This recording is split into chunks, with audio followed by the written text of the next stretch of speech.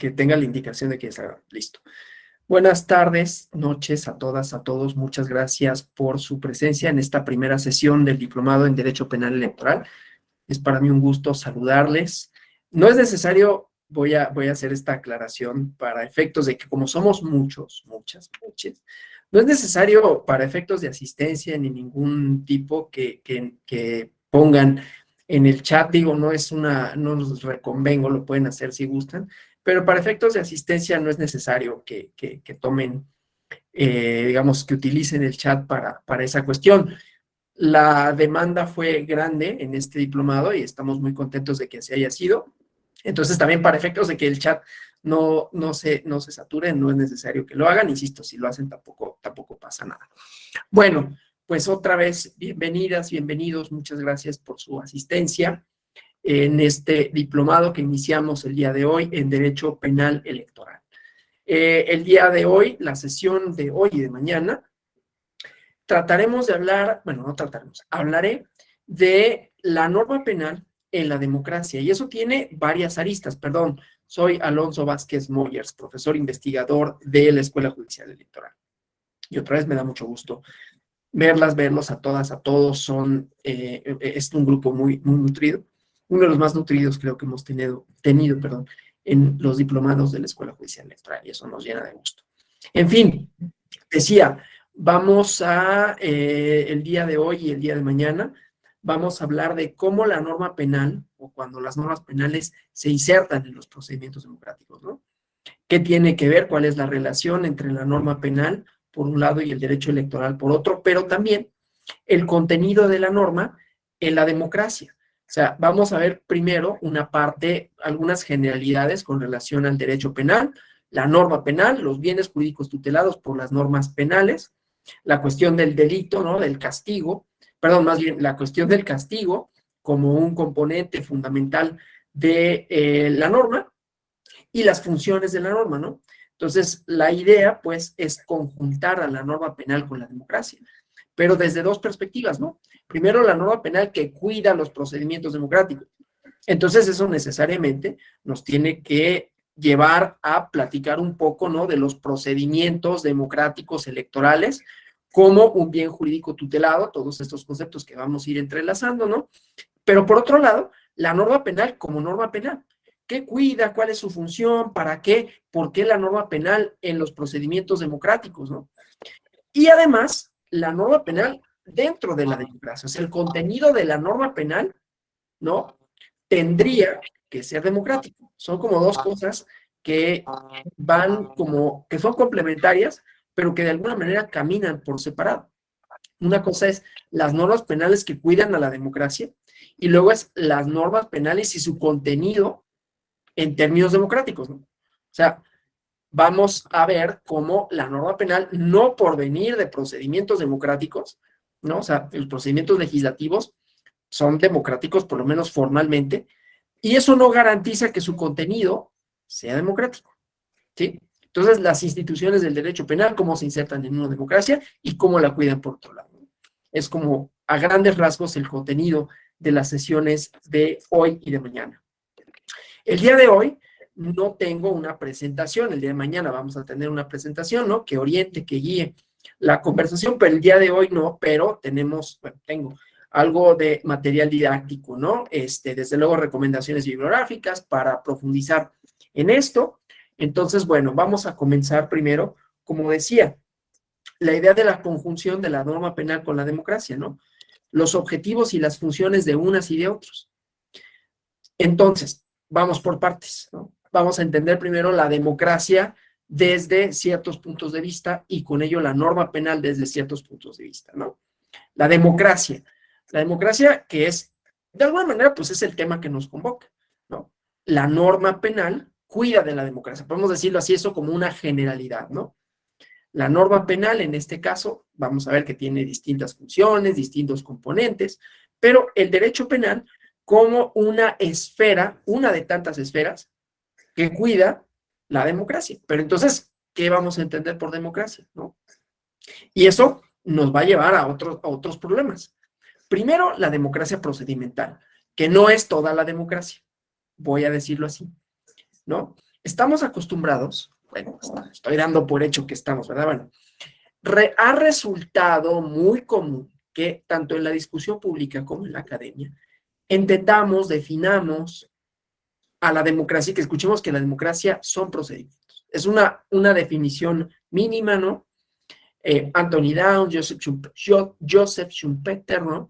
Que es como una teoría económica que se ha apoderado de las definiciones tanto sociales como jurídicas, y dicen, la democracia son las reglas del juego, una dimensión eminentemente normativa de la democracia, ¿no? La función, por lo tanto, de la democracia, y ahorita vemos eso de función, la teoría funcionalista, en la ciencia social, que trata de dar explicación de fenómenos tales como la norma, tales como la democracia. Entonces, la función de la norma democrática, perdón, la función de los procedimientos democráticos, la función de las reglas del juego, sería garantizar que los procedimientos políticos de elección de autoridades resultaran legítimos en términos normativos y que por lo tanto se establecen eso, reglas que limitan eso, e instituciones que aseguran esas limitantes, aseguran que los contendientes, o digamos los jugadores, y ahorita definimos a los jugadores, y ahorita vemos cómo eso es una definición insatisfactoria, por decirlo de manera así, lo más neutral posible, ¿no? Entonces, tendría que asegurarse la existencia de los procedimientos y el resultado de los mismos. Y esa sería la función de la democracia, ¿no? Que los procedimientos supusieran la elección de autoridades legítimas y que por lo tanto la voluntad se respetase. Pero también significaría que los participantes en el juego, ¿no? Los partidos políticos, los actores políticos, tendrían que respetar, habría un compromiso, ¿no? Más o menos, ¿no? De respetar la norma y si no, pues ahí está la autoridad, ¿no? Como ven, es una definición muy instrumental, ¿no? Muy mecánica, ¿no? Un árbitro, una persona, ¿no? O bueno, una institución que se asegura de que se cumplan las normas y de que se asegura de que produzcan un resultado cierto. Digo, es muy fácil entenderlo así. Yo podría dar esa definición y ya, ¿no? Y entonces avanzamos y vemos la parte como eminentemente normativa. Pero ¿qué pasa? Que nos estamos olvidando que la democracia no nada más es eso. Y que la democracia, fíjense, se va a ver reflejada sobre todo en el ejercicio del poder punitivo, de manera tal, ¿no? Y esto es lo que a mí me interesa conjuntar, de manera tal que para tener democracias también tenemos que hacer una evaluación, también tenemos que ver no solo cómo se eligen autoridades, sino cómo, perdón, sino voy a poner esto en silencio, lo que pasa es que son notificaciones y a veces las dejo prendidas porque son notificaciones del trabajo, perdiste la conexión, etcétera, ¿no? Decía, para evaluar un sistema democrático a gran escala, digamos, en su totalidad, también tendríamos que ver cómo se ejerce el poder punitivo, el contenido sustantivo de la norma, la forma en que las instituciones, al cuidar de los bienes jurídicos, cualesquiera que estos sean tutelados, cómo se ejerce el poder, ¿no? Cómo, contra quiénes, cuál es el orden social. Entonces, todo eso lo vamos a ver el día de hoy, ¿no? Entonces, bueno, vamos a comenzar con la estructura básica del derecho penal y luego vamos problematizando, ¿no? Obviamente, esto implica, pues, algunas definiciones. Entonces, vamos a dar una primera definición doctrinal que viene en los códigos penales, que es el delito. Después vemos cuáles son las funciones de la norma penal y vamos a ver un pequeño video, ¿no? Y yo les recomendaré para complementar ese video una lectura que les puedo facilitar a quienes estén interesados de este personaje para el derecho penal y que tiene una crítica de los sistemas jurídicos contemporáneos con relación a esto que les digo, el contenido de la norma, ¿no? El contenido de la norma y después vemos bienes jurídicos tutelados, las normas electorales y cómo se inserta en ellas la norma penal, pero hoy me interesa como fundamentos del derecho penal y no pensar que el derecho penal, por ser parte de una democracia, es democrático por sí mismo y no pensar que la democracia son solo reglas del juego para elegir autoridades, porque también es, otra vez, cómo se ejerce el poder punitivo en contra de las personas que componen una comunidad política, ¿sí? Entonces son estos dos elementos que redundan en la democracia. ¿sí? Más allá de los bienes jurídicos tutelados. Pero vamos a la definición genérica del delito, ¿no? Un delito es una conducta, primer elemento, ¿no? Cuando evaluamos, cuando se van a acreditar los elementos, le llaman tipo penal, los enunciados penales, los que marcan las conductas, justamente, que serán exigibles, bueno, a las que les corresponderá una sanción contra las cuales se podrá ejercer el poder punitivo del Estado. Ya veremos si ese poder punitivo en su ejercicio es democrático o no, y el contenido sustantivo de normas e instituciones de derecho penal. ¿Sí? Bueno, entonces, otra vez, lo primero que dije fue la introducción, ¿no? Las metas de la clase de hoy, y luego ya vamos por partes. Entonces, delito es la conducta. Tiene que haber un hacer o un no hacer material en los hechos, lo cual quiere decir que si no hay conducta no puede haber delito, ¿no? Eso es obvio. No hay delitos. Yo deseé que eso le pasara y sucedió, cometió un, no, pues yo deseé simple y sencillamente algo, se materializó en los hechos, pero yo no tuve ninguna injerencia en esto, ¿no? El pensamiento por sí mismo no es. Tiene que materializarse mi actuar o mi dejar de actuar cuando tengo una obligación de hacerlo, y entonces producir efectos concretos, materiales, ¿no? Conducta típica, segundo elemento, que esté enunciada en un código penal, como una norma penal, de hacer o de no hacer, ¿no? Voy a poner un ejemplo de un hacer o de un hacer, ¿no? Al quien cometa tal conducta, ¿no? Al quien, voy a poner un tipo penal, homicidio, ¿no? Al quien prive de la vida a otra persona, ahí hay una conducta, es un verbo, privar de la vida a otra persona. Fácil, ¿no? Dejar de hacer, al quien estando obligado no proporcione auxilio a un atropellado, ¿no? Quien está obligado, pues si yo atropello, no va a pasar. Sucediera y no le proporciono auxilio y me voy, ahí es una conducta de omisión. No le estoy prestando auxilio y el tipo penal es ese, omisión de auxilio, ¿sí? Omisión de alguna obligación que yo pueda tener. Bueno, el fraude fiscal es eso, es un delito de omisión. Es una conducta porque yo tengo una obligación de presentar mi declaración, de enterar mis impuestos, ¿no? Digo, presentar mi declaración no es un delito. No presentar mi declaración no es un delito. El delito es la defraudación, que tiene sus elementos típicos, ¿no? Y ahí cada enunciado nos va a establecer cuáles son los elementos que configuran esa conducta.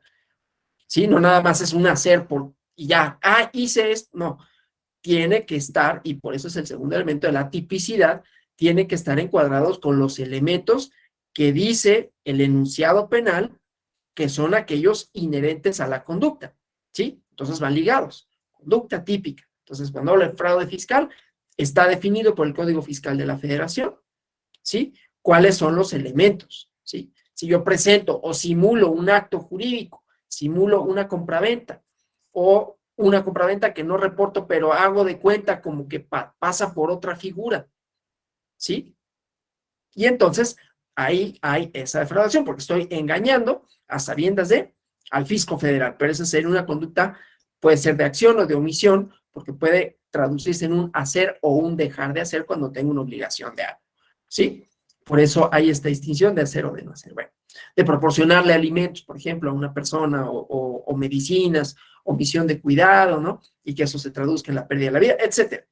Simplemente es la conducta y que tenga los elementos del típico. Antijurídica, conducta típica, antijurídica, que vaya en contra de bienes jurídicos que estén tutelados, ¿no? La vida, esa es relativamente sencilla, ¿no?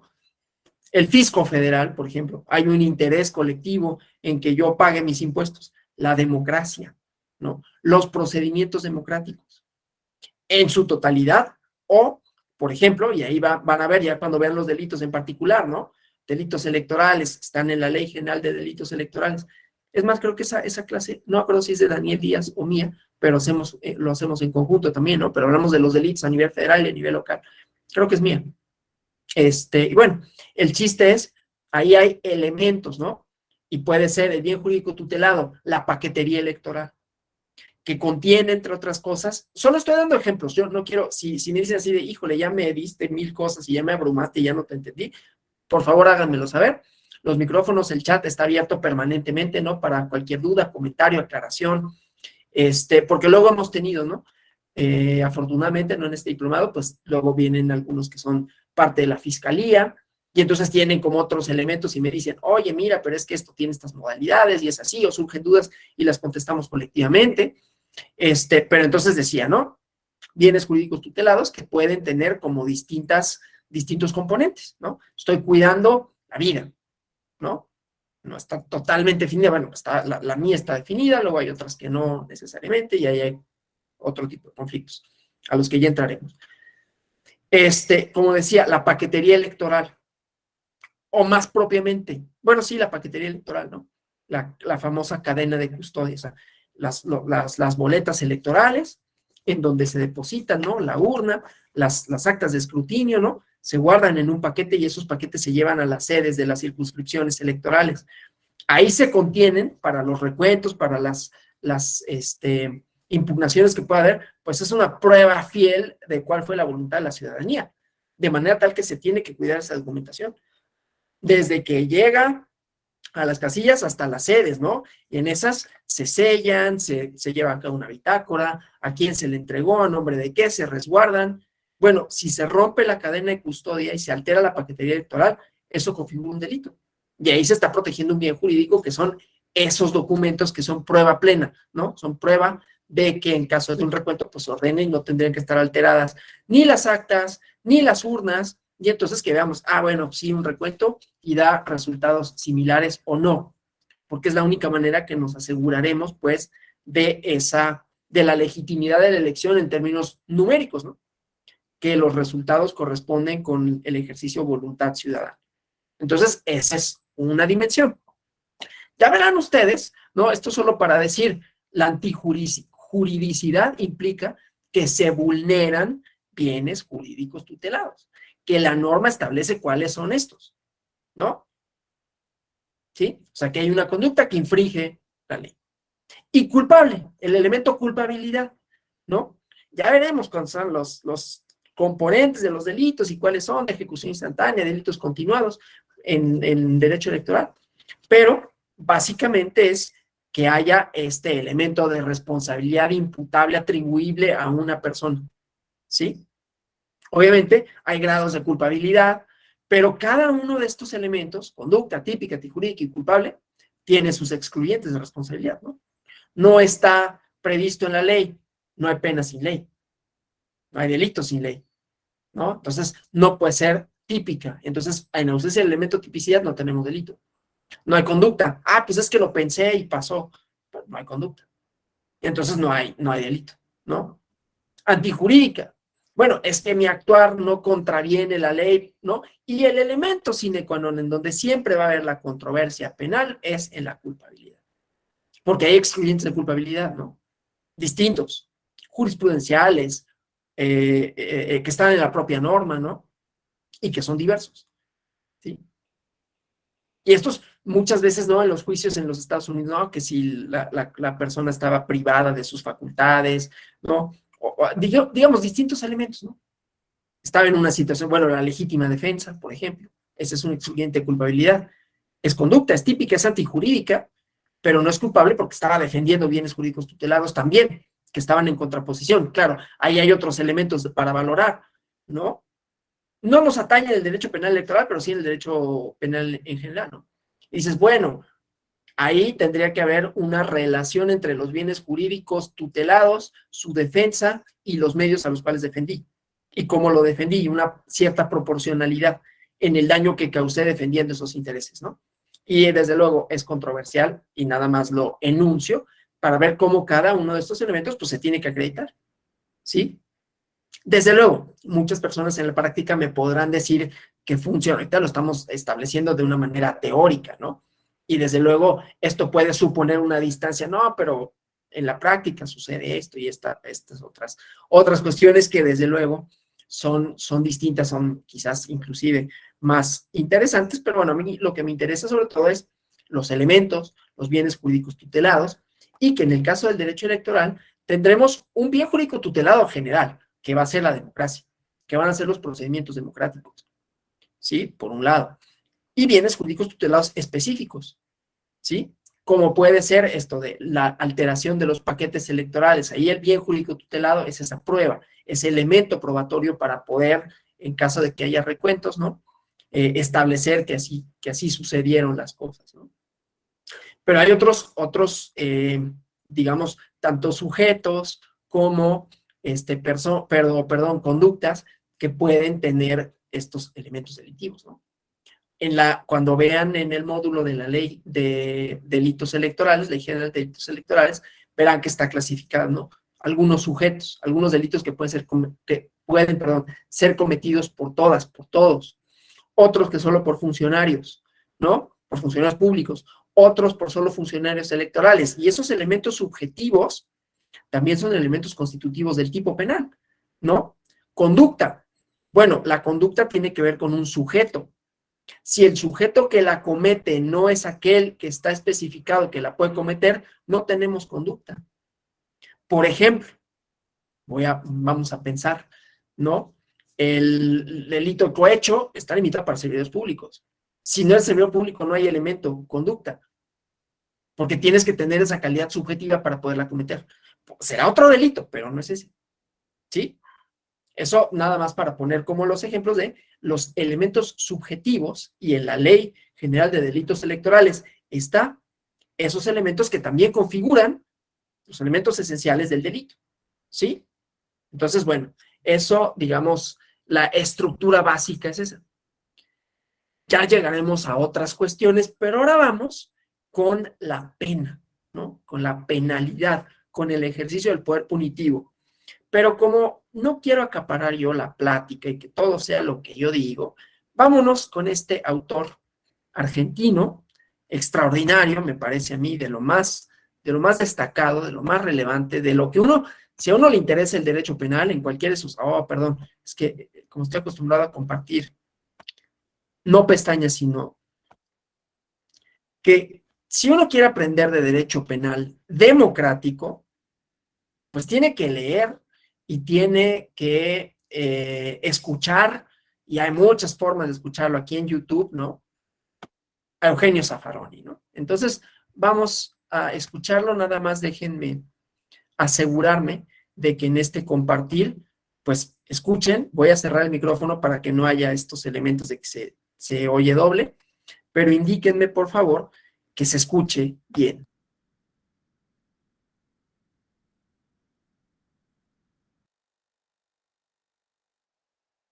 Se cerró su micrófono, maestro. El objeto que tiene este trabajo que tienen ustedes en mano es...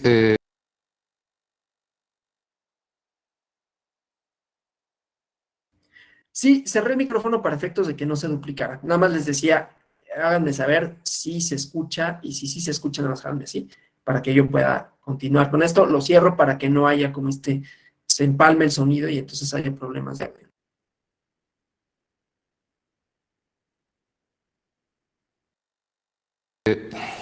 Básicamente resolver un problema de carácter didáctico que se nos plantea. Hace 30 años, 40, era mucho más fácil explicar la teoría del derecho penal porque confrontaban, en realidad, dos modelos, bueno, bastante racionales. En realidad podía ser criticable uno, el otro, uno optaba, pero de cualquier manera era bastante más sencillo que hoy, que tenemos que lidiar con 4 o 5 modelos y los tenemos que explicar, porque de lo contrario estaríamos omitiendo conocimientos que son vigentes en el campo de la ciencia jurídica. Entonces, lo que se nos plantea es la enorme dificultad para poder explicarles a ustedes desde el inicio un panorama con semejante complejidad, hacerlo comprensible y que no crean que los penalistas en realidad somos un conjunto de orates que discutimos teorías sin fundamento y que en definitiva no terminen tampoco comprendiendo cómo opera un modelo dogmático penal. Por supuesto, esto, insisto en lo que se dice en el texto escrito, no exime de ninguna manera de adentrarse en la discusión doctrinaria acerca de cada uno de los temas que vamos a ver y que se exponen en libros en textos de mayor extensión. Pero básicamente lo que nos proponemos, dada esta dificultad, es que tengan sintéticamente un modelo. A partir de ese modelo, de la comprensión de ese modelo, se facilita la comparación con los restantes modelos de construcción dogmática del derecho penal. Por eso vamos a exponer un modelo sin discusión doctrinaria, La discusión doctrinaria la dejamos para un segundo momento y para textos más extensos, e insistiendo en que esto de ninguna manera les exime de entrar a la discusión doctrinaria y a los textos más extensos. Cuando nos preguntamos cómo se construye la teoría del derecho penal, bueno, básicamente el derecho penal responde, en su parte general, a tres preguntas básicas. Primera pregunta, ¿qué es el derecho penal en sí mismo? ¿Qué es la teoría del derecho penal, por así decir? Segunda pregunta, ¿qué es el delito?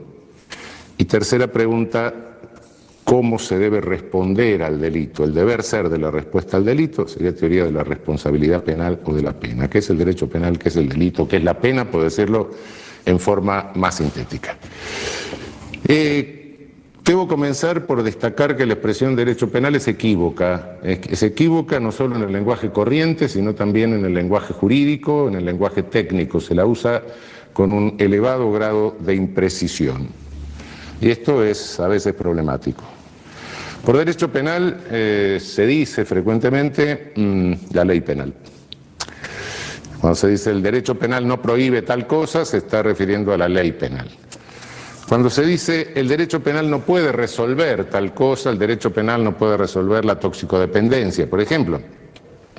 El derecho penal no puede resolver el problema ecológico. Lo que se está diciendo es el poder punitivo, el poder que se ejerce al amparo del derecho penal. Y cuando se dice el derecho penal no se ha ocupado de estudiar tal cosa, se está refiriendo a la doctrina penal, a lo que hacemos los juristas. Son tres sentidos distintos, con tres protagonistas distintos. La ley penal la hace el legislador, el poder punitivo lo ejercen las agencias ejecutivas del Estado, por así decir la policía, y la doctrina penal, la teoría del derecho penal, la hacemos los profesores de derecho penal. Por supuesto, son tres conceptos diferentes que se mezclan en el lenguaje, y a veces se responde a uno con referencia al segundo, etcétera, lo cual confunde el discurso. Tengámoslo claro de entrada, legislación penal es una cosa, ejercicio del poder punitivo, habilitado o no habilitado por la ley penal, es otra cosa, y en tercer término, derecho penal reservémoslo para la llamada, si les gusta, ciencia del derecho penal o saber jurídico penal. Hablé de poder punitivo. ¿Qué es poder punitivo? Poder punitivo es toda coerción del Estado que no persigue ni reparación,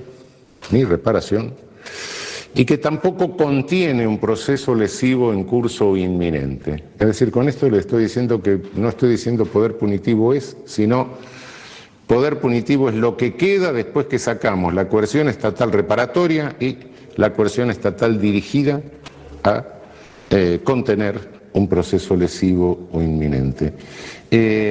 La coerción estatal reparatoria es la civil, es la del derecho privado. La que contiene un proceso lesivo, inminente o en curso es la del derecho administrativo. Dicho de otra manera, cuando alguien tiene una deuda, tiene una obligación de carácter civil, tiene que pagarla. Entonces lo que se hace, si no la incumple, es reparar, obligándolo a pagar o ejecutándole un bien con lo cual se repara. Esa es la coerción de carácter privado. La de carácter público, bueno, alguien me corre con un cuchillo por la calle, aparece un funcionario y lo para. La coerción que interrumpe. Lo que no entra dentro de ninguno de estos dos modelos y es coerción estatal, eso es poder punitivo. Por supuesto que es un concepto mucho más amplio de lo que normalmente se entiende por poder punitivo, porque no todo el poder punitivo se ejerce al amparo de leyes penales, a veces se disfraza. Hay poder punitivo que está legitimado por leyes penales, ese es el manifiesto, es el que realmente lleva el nombre de lo que es. Pero hay un poder punitivo latente, oculto, que se disfraza con otro discurso, se trata de legitimar de otra manera. Es decir, la institucionalización prolongada, no por un momento de tapa aguda, es decir, la institucionalización psiquiátrica prolongada, por ejemplo, la internación de un adolescente en un instituto, apilar viejos en una viejoteca para ver si se deprimen y se mueren rápido. Todo eso es poder punitivo. Y me atrevería a decir que era poder punitivo el viejo servicio militar obligatorio, en la medida en que excedía de la instrucción necesaria para armarse en defensa de la nación que dice la Constitución, y que no necesitaba 1 año ni 2 años, claro. Todo eso es ejercicio de poder punitivo con ley latente, es decir, una ley que se encubre con otro discurso. Cuando la ley es manifiesta, cuando la ley penal es manifiesta, ese es el poder punitivo que habilita la legislación penal.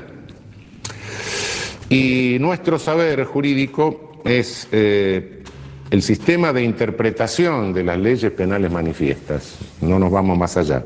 La reducción del poder punitivo, la contención del poder punitivo por leyes latentes, por leyes que no son manifiestas, se hace a través de otros recursos jurídicos, recursos rápidos, habeas corpus, etcétera, que tiene el derecho. La contención del poder punitivo armado a través de leyes manifiestas se hace según el programa que va configurando el derecho penal y que le ofrece a la jurisprudencia como proyecto de jurisprudencia. Se lo ofrece en realidad, se lo está ofreciendo a la agencia jurídica del Estado, es decir, a los jueces, a los fiscales, a los defensores, etc. Si nosotros en nuestro saber jurídico penal, en esto que estamos haciendo, elaboramos un concepto, es un concepto jurídico sin lugar a dudas, pero es un concepto que también es político. ¿Qué es lo que hacemos con esta construcción? Lo que estamos haciendo, como les decía hace un momento, es ofrecer un proyecto de decisiones a una agencia en que opera un poder del Estado. Si estamos haciendo eso y estamos hablando de una agencia que opera un poder del Estado, es una agencia política en el sentido de gobierno de la poli, no es política en el sentido que no es partidista, sí, eso correcto, pero en el sentido de gobierno de la polis es política. Cada concepto que nosotros elaboramos es un concepto que tiene un alcance, un sentido político, eso no lo olvidemos nunca. En este sentido político, bueno, lo que se nos enseña normalmente en la facultad es decir, bueno, el poder punitivo lo tienen ante todo los legisladores, que son los que hacen la ley, después lo tienen los jueces, que son los que aplican la ley, y por último, bueno, la policía, que son los que ejecutan las órdenes de los jueces. Esto es totalmente inexacto, pero es lo que normalmente se enseña formalmente. Ahora vamos a ver qué es inexacto. Cada rama del derecho se define por las características de la sanción que tiene la violación a sus normas. Derecho civil, derecho administrativo, derecho laboral, derecho mercantil, etcétera. Sí. Bien, la sanción que tiene la violación de la norma penal es la pena. No voy a entrar a toda la crítica y a la exposición de las teorías de la pena, sino a decir qué son. Ese es el gran inconveniente que tenemos. Hay una vieja clasificación de teorías de las penas que viene desde 1830 más o menos, la pueden ver ustedes en algún texto más extenso,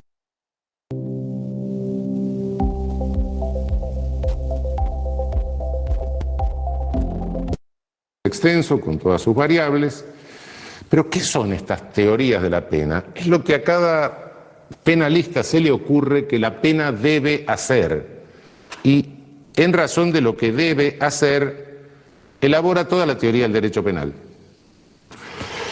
Lo que debe hacer la pena es la función que debe cumplir el poder punitivo habilitado por las leyes penales. Bueno, lo que a mí se me ocurre que debe cumplir la pena. Por supuesto, este es el debe que está en mi cabeza, es el debe del deber ser. No es el ser de la pena, sino el deber ser, lo que a mí se me ocurre que es la función que debe cumplir, ese poder punitivo que habilito. Prevención general, prevención especial, positiva, negativa, retribución, lo que se me ocurra. Bien, pero el deber ser, si es que debe ser, es porque no es, o porque todavía no es. Y la pena no es como a mí se me ocurre, la pena es como es, ónticamente, en la realidad, en el mundo. Si esto es así en el mundo, entonces, en la medida en que yo me sumo a una teoría de la pena, elido como debe ser la pena y construyo todo sobre la base de mi deber ser, le estoy haciendo un programa a las agencias judiciales, le estoy haciendo un programa político para que ejerzan su poder conforme a como yo entiendo que debe ser, pero que no es la pena. Y los estoy instigando a que apliquen penas que no son. Mirado desde el ser, el poder punitivo funciona exactamente al revés de la escala que dijimos hace un momento, legislador, juez, policía. Y funciona exactamente al revés porque el legislador lo que hace es lo que llamamos criminalización primaria, es decir, un proyecto de criminalización. Ahora, si ustedes agarran el Código Penal y en alguna noche de insomnio en la canícula, se leen toda la parte especial del Código Penal, todas las leyes penales especiales, se van a dar cuenta de que algunas de esas cosas hicieron en principio, pero en segundo término se van a dar cuenta de que en realidad si cada vez que se viola una norma o se cae en una descripción de esas, tendría que operar el poder punitivo, tendríamos que estar todos presos virtualmente. Entonces es un programa absolutamente irrealizable. Así como si el derecho civil se realizara perfectamente y cuando conflicto mínimo que se diera, voy a estacionar el auto, aparece un juez civil que me dice, no, el señor tiene prioridad y no usted que está mintiendo. Bueno, una sociedad totalmente ordenada. Si la norma penal se pudiera cumplir plenamente, sería invivible, directamente no separaría la sociedad, se paralizaría la sociedad. De modo que es un programa que tiene una extensión que es absolutamente inabarcable. Las agencias ejecutivas, las agencias de criminalización secundaria, es decir, las que individualizan a la persona que viola la norma y hacen recaer el poder punitivo sobre esa persona, tienen una capacidad operativa muy chica, muy limitada. Policía tiene capacidad limitada para investigar delitos, tribunales tienen capacidad limitada para investigarlos, y bueno, las penitenciarias, las prisiones tienen una capacidad de alojamiento también limitada, de modo que de ese enorme programa solo se puede realizar un pedacito. Este pedacito se llama selectividad. Tengo que elegir a quién criminalizo. Inevitablemente está forzada por el propio sistema una selección. Y esa selección no la hacen ni los legisladores ni los jueces, sino las agencias ejecutivas. El legislador es un señor que imagina una cosa, nunca sabe a quién se le va a aplicar el poder punitivo que habilita, a veces se le aplica el mismo. Los jueces no salen a la calle a buscar delincuentes ni a seguir violadores, ¿no? Quien selecciona es la agencia ejecutiva.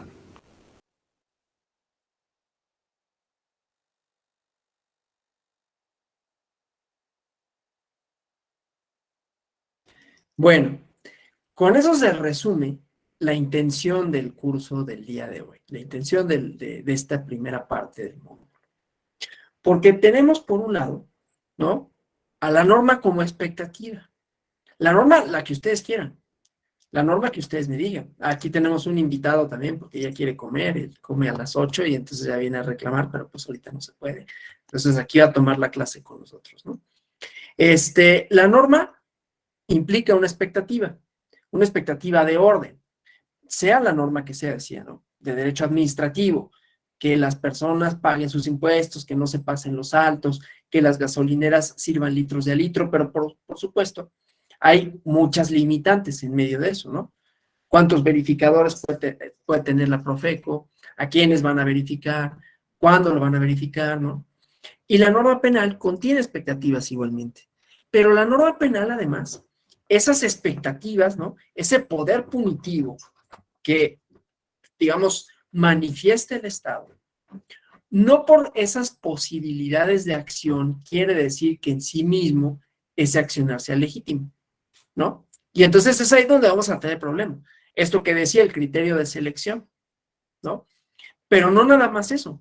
¿Qué conductas vamos a criminalizar y por qué las vamos a criminalizar?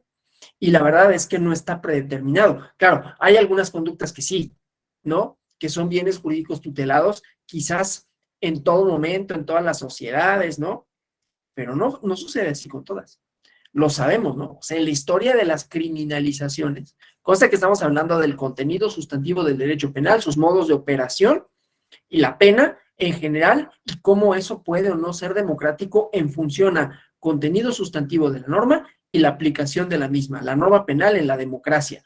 Porque decía, la premisa del día de hoy es que para evaluar una sociedad democrática tenemos que ver cómo ejerce el poder punitivo, cuál es el contenido que habilita el ejercicio del poder punitivo, cuál es el contenido de la norma penal y cuál es el contenido del resultado, que es el castigo. ¿Cómo y a quiénes se castiga y por qué? ¿Sí? Bueno, entonces, decía, hay distintas cuestiones ahí, pero primero que nada es qué castigamos y por qué lo castigamos mediante el derecho penal. Y hay una moda, ¿no? Que no es necesariamente reciente, digamos de los últimos años, de meter todo a los códigos penales, ¿no? Todo que se vuelva delito, porque entonces, y ahí vamos a hablar de las funciones del derecho penal, ¿no?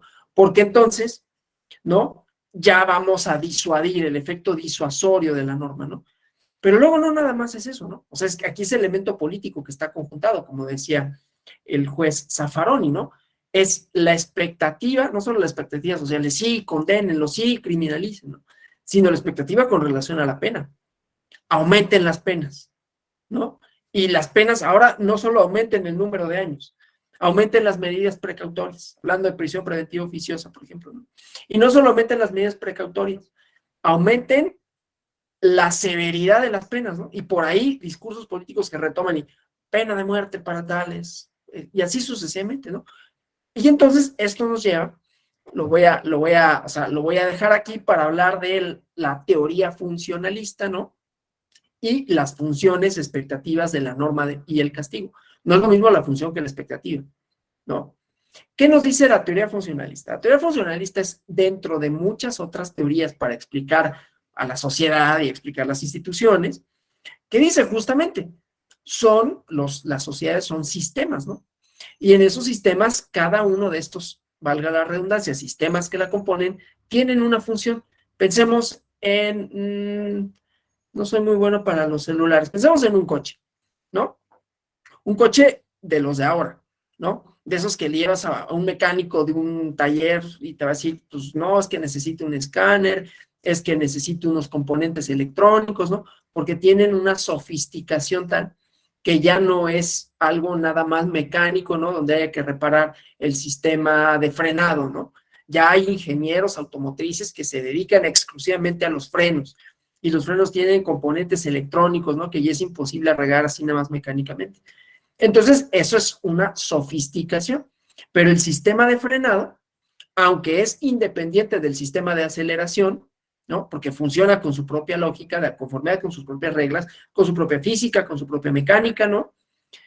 Con su propia electrónica, depende del sistema de aceleración, que a su vez depende del sistema de inyección de gasolina, que a su vez depende del sistema de carburación, que a su vez depende del sistema de enfriamiento. Pues la sociedad es igual. Dice la teoría funcionalista. No ponen el ejemplo de los coches, ese es el que me queda a mí más cómodo, ¿no? En realidad ellos ponen el ejemplo de la biología, pero yo me metería en muchos problemas tratando de explicar. Entonces, bueno, la cosa es que las sociedades funcionan de esta forma, ¿no? Hay distintos componentes, entonces hay un sistema jurídico, hay un sistema de salud, hay un sistema político, hay un sistema, y así sucesivamente, los que ustedes gusten, ¿no? Y claro, dentro de los sistemas hay subsistemas, hay un sistema electoral, ¿no? Que es parte tanto del sistema político como del sistema jurídico, y tienen sus reglas. Y hay un sistema penal, ¿no? Está inmerso en el sistema jurídico y en el sistema político y en el sistema social en su conjunto, pero que funciona de conformidad con sus reglas. Y entonces los sistemas tienen funciones. ¿Para qué sirve el sistema de frenado? Pues para frenar. ¿Para qué sirve el sistema de enfriamiento? Para enfriar. ¿Para qué sirve el sistema penal? Para definir y castigar las conductas que sean punibles. ¿De qué depende? No necesariamente de elementos de derecho penal. Y esa es la cosa con la norma, ¿no? Lo dijo el juez Zaffaroni. El legislador, cuando crea la ley, tiene una expectativa de orden. Pero más el legislador no crea la ley en el vacío, ¿no? No se sienta en su escritorio y dice, ¿cuáles serán los problemas? Pues no sé, yo creo que va el problema. Hay una serie de mediaciones entre la creación de la norma y su concreción en los enunciados, ¿no? No más se despierta, a ver, ¿qué se me ocurre que voy a legislar? Hay programas políticos de por medio, ¿no? Que vienen desde las expectativas en las elecciones, de las plataformas, pero además también de otros grupos, ¿no? Los grupos de intereses diversos. Y todos ellos tienen una influencia en qué se legisla y cómo se legisla. Primera recomendación, bueno, segunda en realidad, recomendación bibliográfica de la noche, ¿no? 2 recomendaciones bibliográficas. La primera es un libro que ya se tradujo al español. Creo que el título, no me hagan mucho caso con relación al título en español, pero sé que ya se tradujo porque ya lo vi en venta en una librería. Pero en inglés se llama Last Call, ¿no? Como la última ronda, y creo que se llama así en español. El autor es, lo voy a escribir aquí, Daniel, perdón, Ockrent, ¿no? ¿De qué habla él y por qué nos interesa? De la prohibición del alcohol en Estados Unidos en los años 20, la ley Volstead, ¿no? Y la enmienda, creo, ¿cuál fue la enmienda? No sé, el número de la enmienda 15, creo. Pero la enmienda que supuso la prohibición del alcohol, ¿no? Y toda la problemática, eso ya es una parte interesante. Aquí lo que me interesa es que la ley Volstead tuvo una serie de antecedentes. ¿Y cuáles eran los antecedentes? Grupos de poder que movilizaron, que iban así, tal cual, a las cantinas, y lo cuentan, ¿no? Que le llaman salones, ¿no? Pero supongo que la traducción más certera sería cantinas, ¿no? Y hacían todo un performance, ¿no? O sea, llegaban estas personas y con una hacha, ¿no? Y era como una cosa así como un poco entre moralizante y entre evangelizadora, ¿no? De rogar por los borrachos, ¿no? Y la figura del alcohólico también como destructor de familias. Entonces, había componentes y expectativas morales que se pensó en ese momento, o pensaron en ese momento algunas personas, que se resolvería criminalizando, ¿no? Prohibiéndola y haciéndola o facultando al Estado para castigar esa conducta, ¿sí? Eso para decir, hay un componente que no es estricta y necesariamente jurídico. Es un componente moral, político, social, que depende de circunstancias específicas, ¿no? Circunstancias específicas de los lugares, de los momentos, ¿sí? Y que responde también a distintas cosas. Bueno, la prohibición de las drogas en nuestro país y en otros países, pues también depende de cosas, ¿no? Depende de la relación con los Estados Unidos, que a nosotros pues nos pega el doble porque está arriba, ¿no? Y así sucesivamente. Entonces, la norma penal no nada más es un componente lógico que tiene como estas elementos, ¿no? Que se aplican, que se dirimen, sino que tiene una serie de expectativas, como decía, y construcciones morales y sociales, pero tiene funciones también, ¿no? Y la función de la norma penal, y esto se discute de distintas maneras, se responde a cuál es, la pregunta sería, ¿cuál es la función de la norma penal? Pues en principios de la dogmática penal, pues asegurar relaciones sociales pacíficas, ¿no? Regular la conducta de los individuos, establecer un catálogo de conductas prohibidas para que no se vulneren. Y le damos esa facultad al Estado, ¿no? La respuesta que no es funcionalista, pero la respuesta que da Hobbes a eso sería, bueno, sirve para que el Estado, en todo caso, garantice la subsistencia del contrato social, para evitar la venganza privada, ¿no? Entonces monopoliza el uso de la fuerza. La teoría funcionalista, y ahí empiezo con Durkheim, ¿no? Un autor de la sociología que trata de dar respuesta a esa pregunta. La función del castigo en las sociedades, él va analizando como la transformación social, ¿no? Y cómo esto va suponiendo también distintas formas jurídicas. Y dice, la forma jurídica primigenia, por excelencia, es la penal. porque es la que garantiza la cohesión. Entonces, las sociedades menos complejas, ¿no? En términos funcionalistas, menos funciones, ¿no? Es como si fuera un coche de los primeros, ¿no? Que tienen una mecánica, digamos, un tanto cuanto rudimentaria, ¿no? En donde los componentes no tienen esta separación, ¿no? Y entonces todo está más o menos bien relacionado. Y entonces estas sociedades se caracterizan porque hay poca división social del trabajo, pero también porque la norma de normas es la penal. ¿Por qué? Porque de lo que trata es de mantener cohesionada la sociedad en torno a ciertos valores colectivos. ¿Cuáles son estos? Pues eso no lo podemos determinar siempre, ¿no? Pero normalmente esos valores colectivos, que son, insisto, elaboraciones morales, ¿no? Ideas, etcétera, se castigan por parte del Estado y se castigan de manera tal que supongan una especie de venganza colectiva. Por eso es el monopolio del Estado y el castigo es en contra de la persona que vulnera los valores que fundamentan la convivencia social. Y esa es la función de la norma, ¿sí? Regresar, digamos, o reordenar o mantener cohesionado el todo social, ¿sí? Y luego viene Foucault, que yo no sé si se adscribe o no al modelo funcionalista, ¿no? Eso podríamos discutirlo, pero no importa. Porque él dice, y Zaffaroni cuando habló de los ejemplos de la reclusión en los psiquiátricos, de los asilos de ancianos, ¿no? Como estas funciones del poder que legitiman que otras personas sean separados de su espacio de socialización, los pones en otro lado para lograr que son como algo así como, no estoy diciendo, yo no es mi discurso, pues, pero la crítica es, pues, pareciera que son indeseables, ¿no? Foucault lo ve en la historia de la locura y cómo esto se acompaña de un discurso científico, ¿no? En donde dice, pues, estos hay que encerrarlos en otro lado, ¿sí?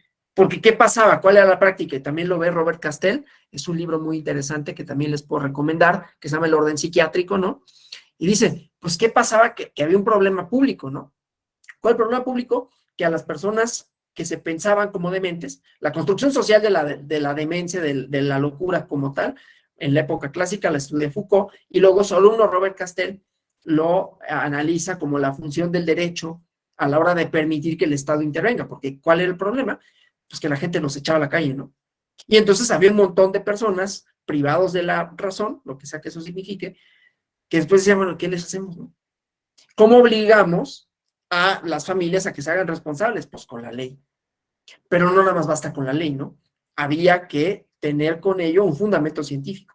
Y entonces viene la construcción de la idea de la locura, ¿no? No estoy desacreditando a la psiquiatría, estoy diciendo que está acompañada de una serie de premisas, de saberes y de funciones. La función de la norma para legitimar el ejercicio del poder punitivo del Estado, ¿sí? Que eso es algo que me interesa en específico dejar el día de hoy, ¿no? Bueno, entonces, hasta ahí, esto que decía, la función de la norma, una función disciplinaria, diría Foucault, ¿no?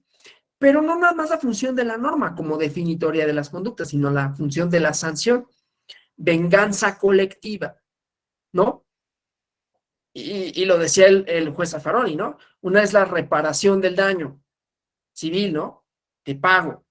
Otra es la cuestión de cosas que están sucediendo, te pasé el alto, te sanciono. Y otra es de las conductas catalogadas como delitos, que ya dijimos, no hay nada lógico en su definición. Son elementos extrajurídicos o metajurídicos, como quieran decirle, ¿no? Bueno, y entonces decía, el castigo, ¿no? Y cómo se ha transformado. Y eso lo analiza Foucault, vigilar y castigar, ¿no?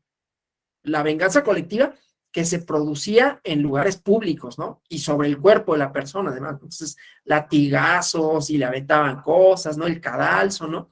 Una cosa bastante bárbara, ¿no? Y luego viene el programa del humanismo. Ah, bueno, y luego vienen las mazmorras, ¿no? No, ya que no te vean, ya te separa el colectivo, pero te lleva a un lugar así espantoso, ¿no?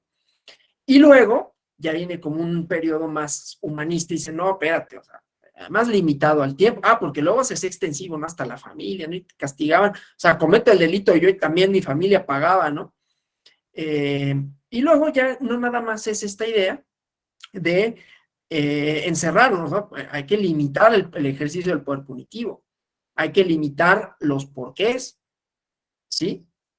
Y luego ya vienen otras disquisiciones de Foucault de cómo uno asume la disciplina, esta última parte que decía Zaffaroni de cómo otras prácticas sociales que pueden ser poder punitivo, ¿no? Que si el adiestramiento militar, y ahí podríamos meter otras cosas, ¿no? Normas sociales que no tienen tampoco mucha lógica, pero que son coercibles, ¿no? Que si el corte de cabello para los hombres, etcétera, algunas otras prácticas. Pero no me voy a desviar, ¿no? O sea, pero tiene una función de disciplina, eso es lo que me interesa. Tiene una función, por un lado, dicen algunos, de cohesionar. ¿Cuáles son los valores que queremos proteger? Bienes jurídicos tutelados, a final de cuentas, ¿no? Dicho en términos de la dogmática jurídica. Y por otro lado, de disciplinar, así, ¿no? No quiero decir adiestrar en los términos así conductistas, ¿no? Pero sí una función disuasoria, ¿no? En la medida en que las personas vean que se castigan, dejarán de cometer los delitos. Bueno, esas son como dos posibles respuestas a los porqués de la norma. Pero vamos al contenido. La democracia, ya decía al principio, supone, aunque no se agota ahí, y ahí empezamos con esta parte, ¿no? De la insuficiencia de la norma, la insuficiencia del derecho, ¿no? Pero la democracia se compone, entre otras, de procedimientos. Procedimientos que garantizan, decía, ¿cómo se llama? La elección, perdón, de autoridades políticas legítimas. Pero si estamos de acuerdo que la democracia forma parte de un sistema social, y entonces todo lo que forma parte de ese sistema social tendría que estar regido por reglas democráticas. De acuerdo con las teorías de estas de la democracia como procedimientos, la norma penal sería democrática en tanto que está construida en los procedimientos legislativos de autoridades políticas legítimas, ¿no? O sea, sería como una concatenación de una serie de cosas, de funciones, la función legislativa con la función política, con la función normativa, ¿no? Y entonces es democrática en tanto que lo hacen legisladoras, legisladores provenientes de la voluntad popular. Y esa voluntad popular, pues, es la que, por regla de mayoría, ¿no?, elige a las autoridades políticas. Pero después vienen las teorías constitucionalistas y dicen, no, espérate, la democracia, no, quizás no lo enuncian de esa manera, porque ellos hablan en términos de constitución y en términos jurídicos estrictos, pero a final de cuentas es la norma democrática, ¿no?, tiene que tener una serie, o tiene que estar de conformidad con una serie de valores, ¿no? No solo son procedimientos. Y vuelvo a la idea del contenido sustantivo. ¿Qué fue lo que se discutió, por ejemplo, no? Más allá de la resolución, más allá del debate jurídico, si la Corte podía o no, no importa. Lo que se discutió y que se va a discutir y que la Corte Interamericana de Derechos Humanos va a condenar al Estado mexicano. ¿Para qué le damos más vueltas? Va a decir, no puede tu sistema jurídico tener una pena como esa, la prisión preventiva oficiosa es inconvencional. ¿Por qué es inconvencional? Ya lo otro que si puede la Corte o no, ese es otro debate. Pero, entonces quiere decir, ¿viene de instituciones democráticas? Sí, es la legislación. Es el constituyente permanente, que es elegido democráticamente. Y no obstante, el contenido no es democrático. ¿Por qué? Porque la democracia tiene un contenido sustantivo. ¿Cuáles son las relaciones sociales? ¿Cómo debe de ser el ejercicio legítimo del poder punitivo del Estado? ¿No? Bueno, y eso parecería muy fácil de entenderse. Pero ¿qué sucede? No, es una clase muy, voy a decirlo así, ¿no?, se va a ir extraño, pero muy zafarónica, ¿no? Yo luego comento así en esta y en otras clases, en otros espacios. Pobre de México, en su teoría jurídica y en su teoría de la sociología, tan cerca de Estados Unidos y tan lejos de Argentina. Porque en Argentina se hace trabajo con bien poquitos recursos, ¿no? Pero bien interesante. Y la verdad es que no volteamos a ver mucho, ¿no?, lo que hacen allá. Y sí mucho lo que hacen en Estados Unidos, que no me pareciera que sería como el mejor modelo, pero ¿de dónde abrevamos nuestro modelo democrático? De Estados Unidos, ¿no? Madison, el federalista. No estoy diciendo que esté mal, estoy diciendo que no basta para definir a la democracia, que no bastan los procedimientos, ni para definir lo democrático de la ley penal, ni para definir a lo democrático en cuanto a los resultados de esta, es decir, a las autoridades. Es una dimensión, pero ahí no se agota. Eso es lo que yo quiero lo que yo quiero externar, ¿no? Bueno, si todo esto es cierto, quiere decir que hay ideas y no solo expectativas sociales, ¿no? No solo es grupos como en el caso de la ley Bolster, ¿no? Que llevaron a la esfera pública. Hay teorías criminológicas, ¿no? Que tienen, son portadoras de significados, de discursos y que van tratando de dar respuesta a el porqué del fenómeno criminal, cómo se debe de atender a la criminalidad, quiénes son los delincuentes, por qué se debe de atender una determinada conducta mediante la criminalización o no. Y lo que hemos visto en la historia es que no todas las conductas son criminales por sí mismas, ¿no? Esto que ya había dicho, que la historia de las criminalizaciones es una historia política, y a eso voy. Modelos penales, ¿no? Ya vamos a llegar al siglo, o sea, vamos a empezar en el siglo XX, ¿no?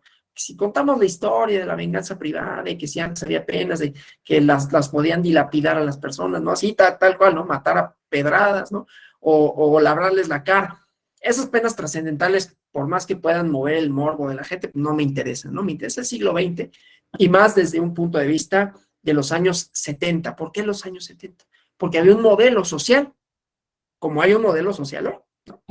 Un modelo social que define conductas, que define expectativas, que define el contenido de la ley.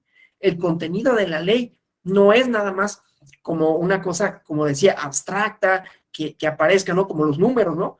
Que están ahí para cuantificar cosas, ¿no? Que son una expresión simbólica de cosas materiales que están en la realidad y que nos permiten llevar a cabo operaciones lógicas con resultados ciertos. La norma, ni la penal ni ninguna norma es así, ¿no?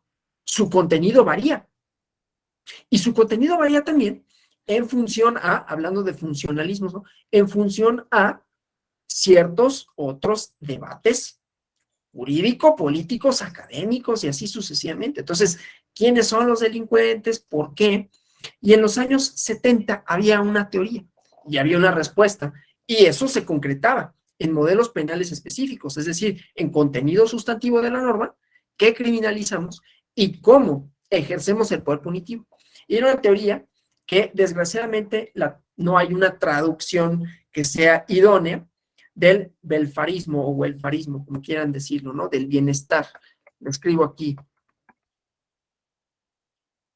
¿no? Ah, perdón, aquí les dije dos recomendaciones y solo di una y luego hablé de otra cosa. La segunda recomendación para ver cómo se construyen las leyes, cómo funciona su relación con el poder, se llama Los Orígenes, esta la escribo aquí, de la Ley Negra, así se llama el libro, de Edward y Thompson, un estudio histórico, ¿no? Buenísimo de cómo hay estas intenciones políticas, ¿no? Ahí el bosque de Windsor, ¿no? Y pues era criminalizar a un grupo en específico. Entonces, bueno, eso, porque las funciones de la norma, insisto, tienen un elemento, como decía el juez Zaffaroni, de, pues voy a elegir a quién se la aplico, porque no se la puedo aplicar a todos. Hay una selección, pero a veces hay una intencionalidad previa, ¿no? En donde hay otros elementos políticos, ¿no? Como el hecho de no dejar votar a ciertas personas, ¿no? El derecho al sufragio, digamos, universal, pues ni tan universal, ¿no? O sea, hasta los años 40 en este país no podían votar las mujeres, qué universal, ¿no? O de representación, que es lo mismo, ¿no? Las mujeres, bueno, ya puedes votar, y mi representación en el Congreso, soy el 50, más o menos, ¿no? 50%, ¿dónde está mi, no? ¿Dónde se materializa eso? Y ahí más o menos va caminando, porque no digo que esté resuelto nada más porque el aspecto cuantitativo ahí más o menos esté, ¿no? Porque hay otras cosas, otros elementos de significados y todo que no están resueltos. Pero bueno, el chiste pues es que contenido de la norma y función para qué la sanción. Entonces, la escuela welfarista o welfarista o del bienestar, si quieren, era del estado de bienestar en los años 70, ¿no? Que se construye a partir de la idea de que el Estado, la tarea del Estado, la responsabilidad del Estado, ¿no? Es construir bienes públicos. Es una teoría, yo estoy diciendo, yo podré tener mi afinidad o no con esa teoría del estado del bienestar, de cuál es el papel del Estado y con ello del derecho y cómo debe de ser, y eso se materializa en la política pública, no solo de distribución de los recursos, sino de aplicación de la norma penal, ¿sí? Y entonces, ¿qué decía? ¿Cuál es la premisa de esa teoría? Desde luego, a ver, siempre las teorías pues, plantean cuestiones generales que no necesariamente responden a todo, ¿no? Pero bueno, entonces la teoría del estado de bienestar, la teoría benefactora, no lo quiero decir así, pero bueno, suponía que el delito respondía a la privación de bienes materiales, es estructuralista, ¿no? Entonces, las condiciones adversas, condiciones socioeconómicas adversas, harán altamente probable las condiciones de marginación, analfabetismo, pobreza, falta de empleo, harán que haya mayores probabilidades para que haya delincuencia. Y entonces la tarea del Estado era proveer condiciones tales, ¿no? Para que esas circunstancias no sucedieran. Entonces, la prisión, desde luego, que era una posibilidad. El encierro era una posibilidad, pero no era el fin necesariamente, ¿no? El fin era estructural, porque la prisión no era la respuesta al problema, ¿sí? Inclusive, y ponían el acento en, el problema es que pensar que la prisión es una respuesta va a terminar por criminalizar justamente a aquellas personas cuyas condiciones sean desfavorables, ¿no? Entonces, era como una idea en ese sentido, ¿no? Pero ¿qué pasa? Pues, lo voy a decir así, vienen los republicanos, ¿no? Viene Ronald Reagan, ¿no? Viene Richard Nixon, y ellos ponen un acento en el desorden, en los hippies. Recuerden, años 60, 70, había disturbios, ¿no? No era como la sociedad perfecta, los Estados Unidos, porque de ahí vienen estos modelos, ¿no? Por eso dije, pobre México, tan lejos de Argentina, ¿no? Claro, Argentina tuvo su dictadura, fue horrible, ¿no? Videla y todo esto. No estoy diciendo que sea perfecto, estoy diciendo que discuten cosas que luego aquí somos como muy reacios a discutir en esos términos, ¿no? Y que no incorporamos ciertos otros elementos, ¿no? Zaffaroni no tiene empacho en decir, y fue juez de la Corte Interamericana, ¿no? No es cualquier persona. En fin, y les voy a pasar el libro de él. A ver, hago un paréntesis. Estoy consciente, y esto lo hago para todas mis clases, estoy consciente de que he citado por lo menos 5 autores y que todos son hombres. Conforme vayan avanzando las clases, voy a ir citando autoras mujeres. No crean que, no, porque luego así se reproducen como estos prejuicios y estas cosas, ¿no? A veces de manera inconsciente, de decir, ¿quiénes tienen el conocimiento? ¿Quiénes han construido el derecho penal? Pues sí, pero porque se les había separado de la esfera pública, pero actualmente hay muchas autoras mujeres, ¿no? Que tienen muchas cosas que decir, consciente como estoy de eso, y lo digo nada más para efectos de, voy a incorporar autoras, desde luego, ¿no? En la sesión de hoy y en la sesión de mañana, ¿no? Pero sí, ya vamos 6-0, ¿no? O sea, ya el desequilibrio es material y numérico terrible, y siempre estoy consciente de ello y siempre sé que tengo que incorporar mayor bibliografía porque la hay de mujeres, ¿no? Entonces, bueno, pido la disculpa, acepto el mea culpa, al mismo tiempo que digo, sí voy a mencionar más autoras. Eso solo como paréntesis, ¿no? Bueno, entonces decía, el contenido de la norma, las expectativas y la escuela del bienestar. Y luego, pues, las cuestiones políticas, ¿no? Como el orden republicano. Decía, porque más en los años 60, en los 70, la guerra de Vietnam, el movimiento hippie, ¿no? Y algunas otras reivindicaciones sociales, ¿no? Pero es muy importante. Bueno, reivindicaciones sociales, la persecución macartista, ¿no? El miedo al comunismo. Entonces, todo eso, pues, es un caldo de cultivo para que los republicanos, sobre todo, ¿no? Las personas que se adscriben como una cierta corriente ideológica, pongan el acento en el orden y el desorden, ¿no? Y digan, es que no estamos aplicando la ley, es que estamos siendo muy permisivos, y es que la marihuana degrada, y es que estos hippies de pelo largo, ¿no? Y que atentan contra las buenas costumbres, y entonces se empieza a producir un cambio, pero ese cambio no nada más es como del modelo, ese pensamiento así como conservador, ¿no? Sino que se va acompañando con transformación social. El estado de bienestar tenía una política económica, una política pública, que, insisto, no es ajena a la política pública, a la política penal.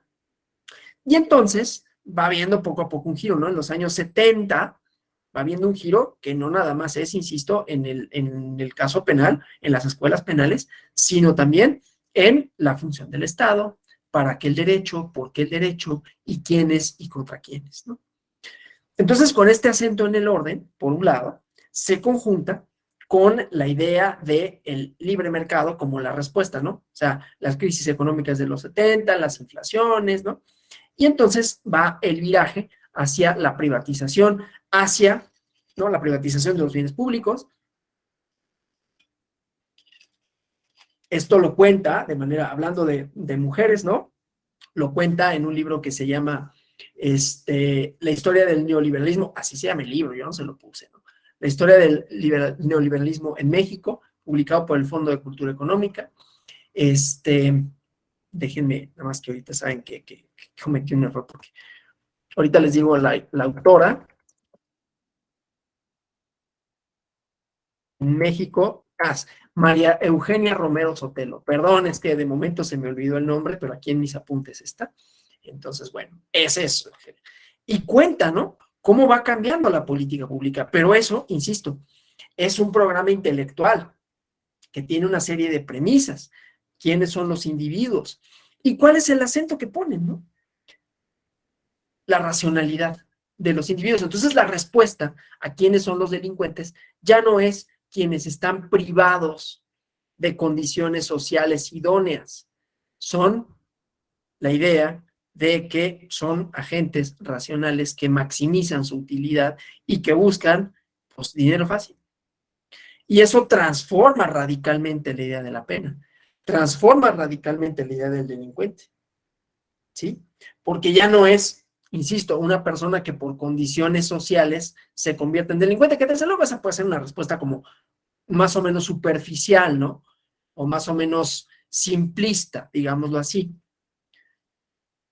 Pero la respuesta que da esta escuela, pues no es menos simplista, es decir, pues hay sujetos que, como a ver, todas y todos, dicen ellos, somos maximizadores. Lo que pasa es que hay unos que no cumplen con la norma y otros que sí, porque les conviene, porque no les conviene, y entonces la función de la norma penal es disuasoria. En la medida en que haya penas que se materialicen, en la medida que hagamos más costoso para el delincuente que haya esto, que haya conductas que infrinjan la norma penal, entonces tendremos menos delincuencia. Esto lo expone, yo no voy a decir de manera brillante, porque no me parece ninguna brillantez, pero hay abogados que les encanta Gary Becker, a mí no me gusta nada, pero que hace fórmulas matemáticas, ¿no? Si bien acá, con ecuaciones y todo, y que explica esta cosa que pues es muy, pareciera como muy obvia, ¿no? No es necesariamente, pero bueno, entonces la idea es esta. Y se traspasa a todo el orden social, ¿no? Porque entonces la norma y por lo tanto las relaciones sociales suponen o presuponen que los actores sociales, no solo los delincuentes, pero también los delincuentes, tienen una racionalidad, como todas y todos, ¿no? Y que entonces en la medida en que sea más fácil delinquir, van a delinquir, y en la medida en que sea más difícil delinquir, no van a delinquir, ¿no? Y entonces, ¿cuál es la respuesta? Pues construyes más cárceles, ¿no? Aumentas las penas, aumentas el número de delitos. Pero eso, insisto, es digamos, la teoría detrás del contenido sustantivo, ¿sí? Eso es lo que legitima el poder punitivo del Estado. El pensar que, pues, bueno, hay personas que en el ejercicio de su racionalidad, en su maximización de utilidades, pues hacen el cálculo de qué tan costoso es o no cumplir con la norma. En la medida en que sea más fácil, va a haber más delincuencia. En la medida en que sea más difícil, va a haber menos delincuencia, ¿no? Una cosa muy automática también, y desde luego simplista, pero tiene muchísimo poder. Bueno, no conforme con eso, no conforme con esa idea, viene después, claro, conjuntamente con otras transformaciones, la idea del derecho penal del enemigo. No sé si lo hayan escuchado. Gunther Jacobs, ¿no? O no sé si se pronuncia así porque es alemán, entonces a lo mejor no es Jacobs, es Jacobs, o no sé cómo se pronuncia en alemán. Hay personas que por su conducta, por sus condiciones, no pueden ser tratados como delincuentes comunes, y entonces hay que ejercer el poder punitivo en contra de ellas, de ellos, de otra manera, porque se separan por la gravedad de su conducta, se separan del todo social. Y entonces ahí la función de la norma ya no nada más es preventiva, ¿no? O sea, o bueno, disuasoria. Ya no solo es de, bueno, de castigo, es de separar completamente el orden social. Y con ello se legitima también otro tipo de ejercicios del poder punitivo, y ahí está Guantánamo, ¿no? La cosa más arbitraria del mundo. Y eso es lo que a mí me interesa hoy, ¿no? porque no porque haya procedimientos democráticos o discursos dogmáticos detrás, quiere decir que sea democrático. Lo democrático lo vamos a determinar, el grado de democracia que pueda contener la norma penal y con ello la legitimidad en el ejercicio del poder punitivo del Estado, no se da por procedimientos, no se da por la existencia de jueces de control. Podrán ser esos algunos de los requisitos, ¿no? Requisitos de, ¿cómo se dice? Condiciones necesarias, más no suficientes para, ¿no? Desde luego que haya juzgadoras, juzgadores, pues será un requisito, pero eso no me garantiza que la decisión y la aplicación de la norma sea democrática, ¿sí? Sobre todo cuando se trata de la última ratio, que es el derecho penal, la manifestación más concreta del poder punitivo del Estado. Hay países democráticos que permiten la pena de muerte. ¿Por qué sería democrático? Hobbes lo pensó, pero Hobbes no está pensando en democracia, está pensando casi en una tiranía, ¿no? Aceptada por el colectivo, renuncio a mi voluntad de hacer, de lo que sea, en función de erigir a una persona que garantice, bueno, un ente que garantice y que además en el contrato mismo, en el fundamento del acuerdo político está que puede disponer de la vida de las personas. Pero es una sanción penal, es una posibilidad de ejercicio. Lo que pasa es que esto se conjunta con otras cosas, por eso digo que es complejo, ¿no? Porque, ¿qué ejemplos se pueden dar? Voy a eso. La pena de muerte podría ser una, ¿no? Pero ahorita vamos a manifestaciones más concretas, porque vamos a hablar de una parte de la Constitución mexicana, ¿no? Entonces, insisto, estas ideas, ¿no? Que van permeando, que van configurando, pero que legitiman el poder punitivo del Estado, no lo limitan, en realidad le dan más atribuciones, ¿no? Que en algún momento dado puedan, bajo determinadas circunstancias, suceder que repeliendo una agresión, un agente del Estado dé muerte a una persona, es una posibilidad remota. En principio, ¿no? En principio, o sea, que un policía, pues, le tiren unos balazos y pues él repela la agresión y responda. Y eso tiene como varias manifestaciones. Podríamos hablar de la Guardia Nacional, no lo voy a hacer, ¿no? Pero esa es la importancia de que haya autoridades, legitimidad, ¿no? Y que esta no solo proviene de, pues es que es la voluntad de la mayoría, pues sí, pero eso no quiere decir que esté bien, ¿no? Insisto, es el contenido sustantivo y la acción sustantiva la que nos dará la posibilidad de evaluar qué tan democrático es o no, aunque esté en la Constitución, aunque esté en un transitorio, aunque esté en una reforma legal respaldada por mayorías, eso no es lo que lo hace democrático, ¿sí? O sea, como ven, tiene como muchos componentes, y voy a un ejemplo del derecho penal del enemigo, como nos comentan, ¿no? El derecho penal del enemigo ya decía, a diferencia de lo que supone la teoría penal racional democrática, que dice, bueno, el poder punitivo se puede ejercer, es una posibilidad, pero está limitado, está controlado, ¿no? Y en principio solo se podría imponer un castigo a quienes se les ha seguido un procedimiento penal. Claro, la prisión preventiva oficiosa rompe toda esa lógica también, ¿no? Y también podría ser algo parecido a una figura de derecho penal del enemigo. ¿Por qué? Porque es considerar que hay individuos que por su propia conducta, por su propia peligrosidad, no pueden ser tratados como delincuentes comunes. ¿Qué es un delincuente común? Aquel que su conducta, pues sí, atenta contra valores sociales, pero tiene unas ciertas garantías mínimas de su procedimiento, ¿no? Para ofrecer pruebas en su favor, para pasar sus procesos dependiendo de la gravedad del delito, que esto tampoco nunca está claro, ¿no? En libertad, bueno, goza de la presunción de inocencia primero, ¿no? Un principio penal democrático básico, ¿no? Insisto, los tiempos para rendir pruebas y así sucesivamente. Todos esos se quitan con el derecho penal del enemigo. ¿Cuál es la manifestación concreta del régimen penal diferenciado? En 2008, ustedes lo sabrán bien, hubo una reforma constitucional que tuvo dos vertientes, ¿no? Una vertiente democrática humanista, vamos a decirlo así, o bueno, póngale otro adjetivo, es que no humanista, vamos a decir democrática de derechos humanos, ¿no? En donde vienen estas ideas de adecuar los modelos penales para que haya jueces de control, ¿no? Para que las medidas precautorias sean mínimas, la mínima intervención del Estado en contra de los individuos, ¿no? La posibilidad esta de ustedes conocerán la figura, si no díganmelo y más o menos lo explico, ¿no? De algo semejante a la libertad bajo palabra, ¿no?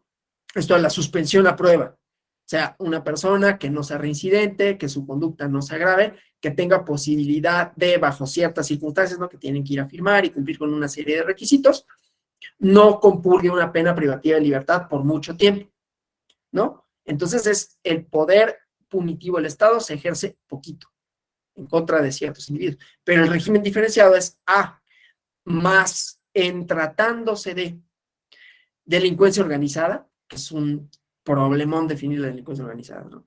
3 sujetos que se ponen de acuerdo para cometer delitos. O sea, si a mí me roban el celular en el metro y uno me distrae, otro me empuja y otro me saca el celular, eso es delincuencia organizada, de acuerdo con esa definición. O sea, que es gravísimo. O sea, no estoy diciendo, pues claro que me molesta que me roban el celular, una vez me pasó, pero eso de delincuencia organizada y que entonces puedas arraigar a las personas, o sea, llevarlos a un lugar sin tener pruebas, con la mera sospecha de que participan en sí, las formas anticipadas de determinación del proceso. Desde luego, el acuerdo probatorio, reparatorio, ¿no? Todas estas medidas que implican que tú ya no voy a ejercer el poder en contra, el poder punitivo en contra de esta persona, no lo voy a encarcelar, ¿no?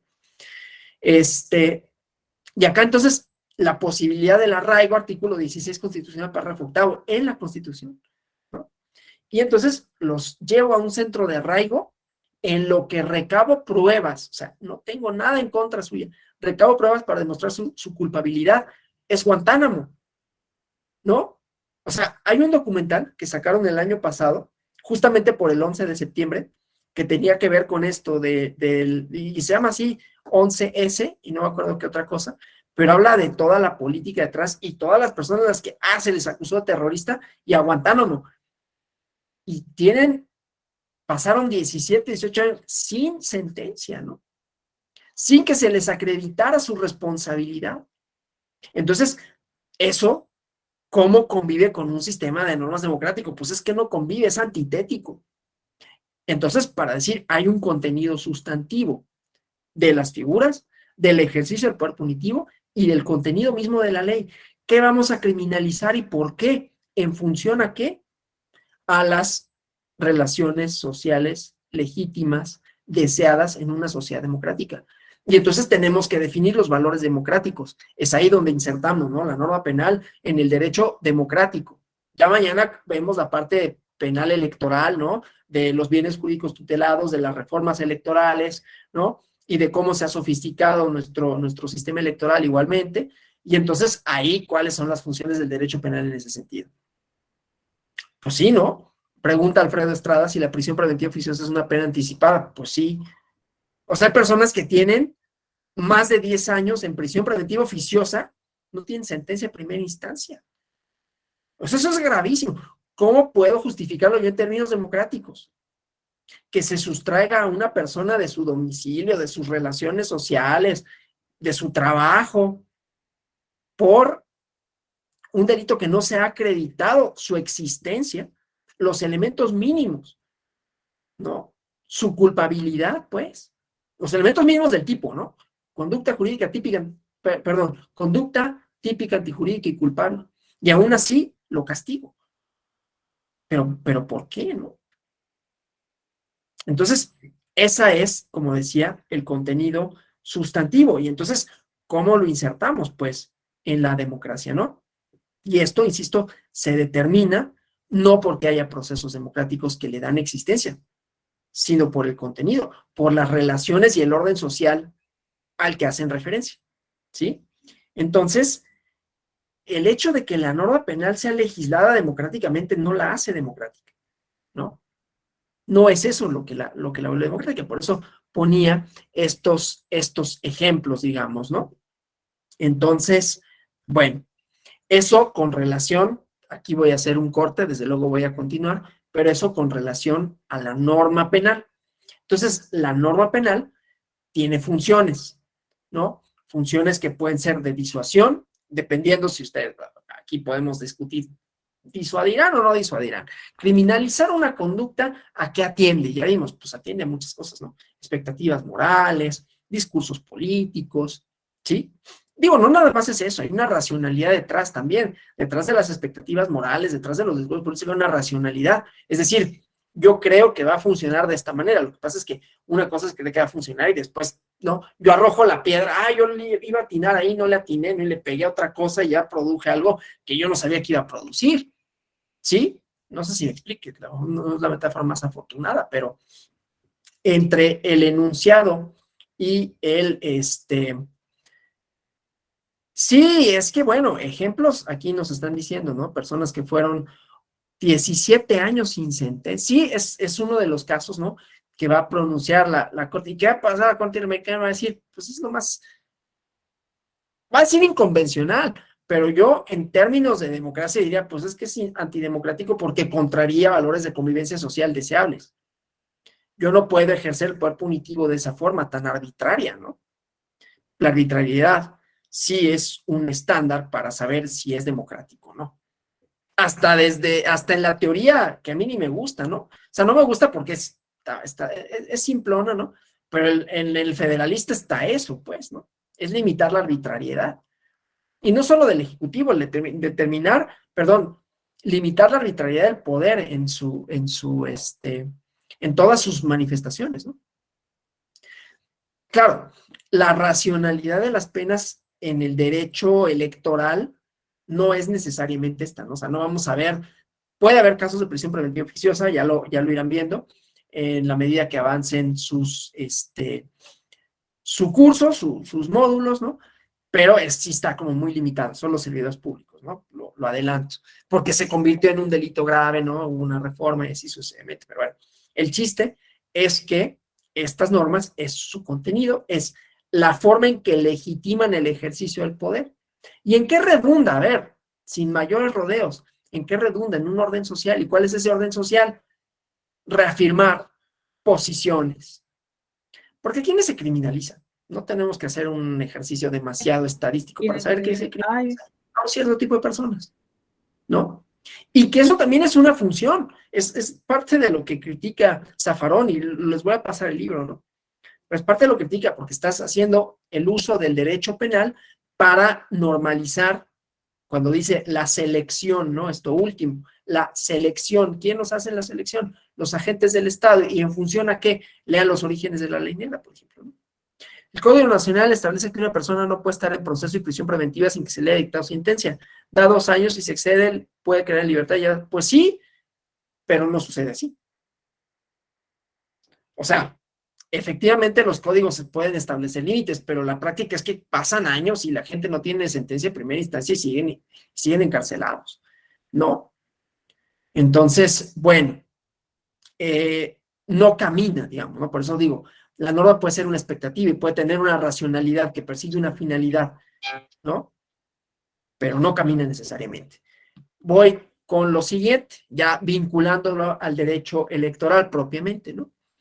La idea es que además la delincuencia, ¿no? Aquellas personas, ya olvidemos esto del contenido, ¿no? Vamos a ver ahora los efectos de la norma penal. El contenido democrático, ¿no? Insisto, lo determinan otros elementos sustantivos de qué orden social legitiman, qué tipo de relaciones sociales, y ahí podemos hablar todas las criminalizaciones habidas y por haber, y las descriminalizaciones pasan por ese tamiz. ¿Es legítimo o no que el Estado ejerce el poder punitivo en contra de esta persona por esta conducta? Esta conducta, ¿por qué es lesiva y por qué tendríamos que encarcelar a una persona que la comete? Y esa es la pregunta, y en la respuesta vamos a ver un montón de elaboraciones de toda índole. Y esas elaboraciones serán democráticas en la medida que produzcan relaciones sociales horizontales, ¿no? Igualitarias. Si yo criminalizo a las mujeres porque interrumpen su embarazo anticipadamente, ¿estoy produciendo relaciones sociales igualitarias? No, estoy legitimando una serie de prácticas, estoy legitimando una idea de familia, estoy legitimando un rol que le estamos asignando a la mujer porque sí, y una idea de familia. Yo sé que esto es polémico, ¿no? Y ya lo dije, yo así lo pienso y yo estoy a favor de que se descriminalice. No necesariamente la práctica ya, yo no lo voy a condenar, yo quién soy para condenarlo.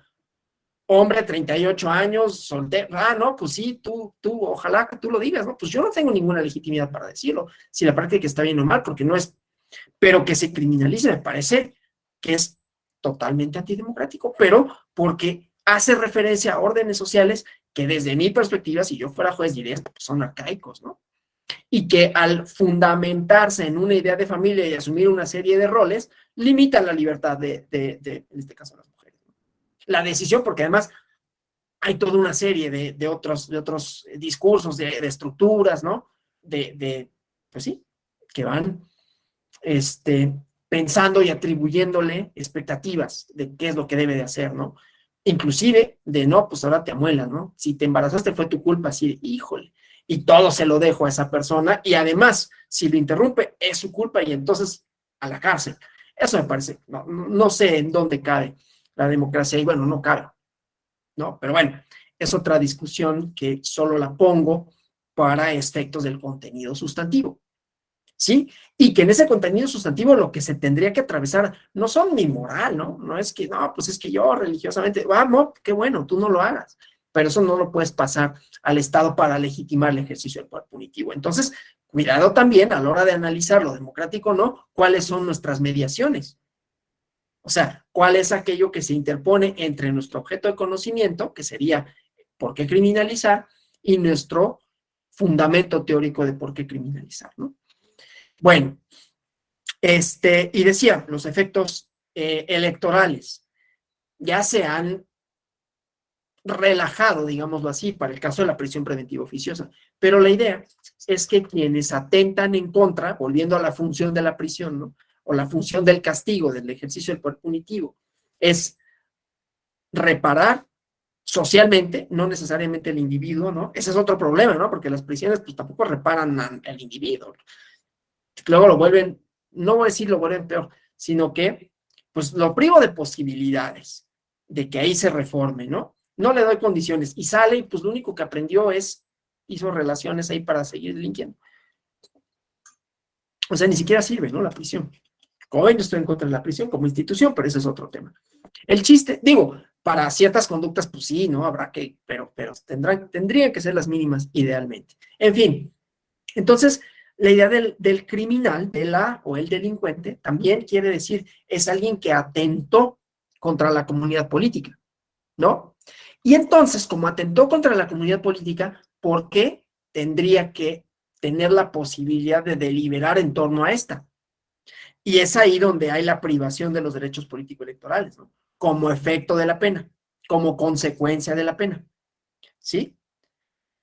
Pero aquí el debate, otra vez, volvemos a la prisión preventiva, ahí tendría que subsistir mi presunción de inocencia y entonces no se me puede privar porque no hay un delito. Pero esto no está resuelto, o sea, en la legislación comparada, lo que vamos a ver es que hay algunos países en que depende del delito, depende de la gravedad del mismo. Claro, otra vez, la gravedad de los delitos que la define, pues muchas veces son circunstancias morales, políticas, expectativas. No con ello quiere decir que no importen, ¿eh? Solo digo que el fundamento de la norma penal no necesariamente es un fundamento así como numérico, racional, que pueda ser aplicado en todos lados, salvo por algunos delitos, insisto, ¿no? Entonces, y pasa lo mismo con el castigo. ¿Por qué uno y no otro? Eso también depende, ¿no? De pues sí, de la comunidad política, de cómo construya o cómo haya construido los valores y cómo vaya construyendo las expectativas de que esos valores son mancillados o no. Entonces, la tarea pues democrática atañe tanto a las instituciones, ¿no? Al quehacer institucional, la conjunción de la tarea de todas esas instituciones para con la ciudadanía, y también, desde luego, la ciudadanía misma, ¿no? O sea, no es una cosa individual, ¿no? De que, yo soy democrático porque yo creo que no, sino de cómo construimos nuestras sociedades democráticas. Carlos Loza tiene una pregunta, por favor, o comentario. Adelante, adelante.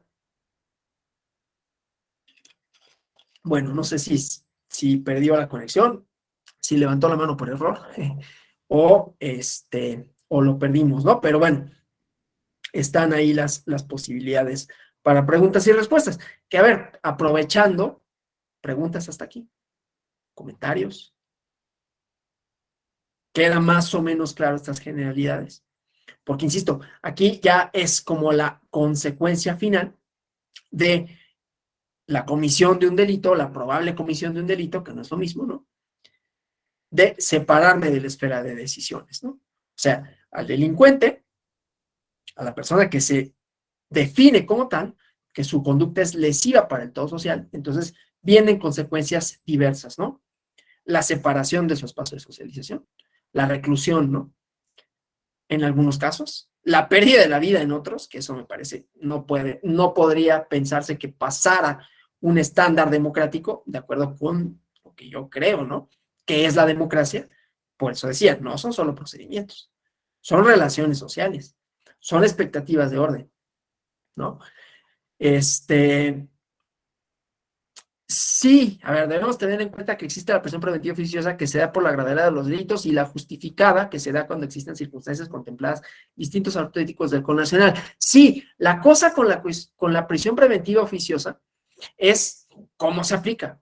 O sea, se aplica automáticamente para los delitos que están considerados como graves, entonces ahí sí tenemos un problema porque vamos a llenar las cárceles de personas que no tienen posibilidad de salir de prisión por una gravedad que, perdón que lo diga así, pero muchas veces es imaginaria, porque responde a momentos políticos, responde a muchas cosas, ¿no? O sea, responde a expectativas morales, a plataformas de decir, no, pues es que vamos a hacer grave este delito porque lo que sea, ¿no? Porque es un flagelo y hay que combatirlo. Hay una elaboración de por medio que no es necesariamente como justificada desde un punto de vista racional y que tiene otra serie de expectativas, ¿no? ¿Qué provoca que se creen los delitos electorales si ya existen las... Ah, sí, mañana vamos a ver esa diferencia entre la diferencia administrativa, o sea, el ius puniendi electoral tiene tres dimensiones en realidad, ¿no? O sea, las consecuencias de violar la norma electoral son tres. Una consecuencia penal, una consecuencia electoral en estricto sentido, ¿no? La anulación de una elección y una consecuencia administrativa, que puede ser justamente los procedimientos sancionadores. Se castigan distintas, pero es lo mismo que sucede en el derecho administrativo y en el derecho penal, que son manifestaciones del ius puniendi electoral, perdón, el ius puniendi estatal, ¿no? Que me pare un policía y me dé una infracción, pues es una manifestación del poder punitivo del Estado, coercitivo menos que punitivo, ¿no? Que no es una sanción penal en ese sentido. Pero, pues me pueden detener, me pueden solicitar papeles, ¿no? Me pueden imponer una multa. ¿De qué depende? De nada. De que así se consideren, porque la verdad, no es que sea tan arbitrario, ¿no? Porque por eso hay una legislación, pero por eso hay conductas que entran o salen de los códigos penales. ¿Y por qué entran o salen? No porque se despeje una incógnita, una X, una Y, digamos, aquí está la fórmula para definir a los delitos y entonces, pues aquí en esta fórmula resulta que X es igual a no delito y Y es igual a delito. No pasa así. Así pasó con la ley Volstead. Así ha pasado con las distintas criminalizaciones o descriminalizaciones. ¿Cuál sí puede ser el estándar? Y eso es lo que me interesa. ¿Cuál sí puede ser el estándar para decir eso no delito y merece o no una pena privativa de libertad que esté atravesado por valores democráticos compartidos, ¿no? Que esté atravesado por relaciones sociales deseables y deseadas en un plano de igualdad, en un plano de pluralidad y que eso sea lo que provoque y lo que fomente y lo que reproduzca, que construya el derecho penal, y claro que puede, que construya el derecho penal condiciones para que haya entonces igualdad de todas, todes ante la ley. Pluralidad, claro, no toda la pluralidad en sentido liberal, ¿no? De, ay, todos son bienvenidos. No, no todos, ¿no? ¿Vamos a bienvenir discursos nazifascistas? Pues yo creo que no. No sé qué vamos a hacer con ellos, ¿no? Pero bueno, entonces sí hay un estándar, pero el estándar entonces puede ser normativo en términos de cómo se interpreta la Constitución y los valores que contiene, pero yo creo que lo podemos hacer extensivo.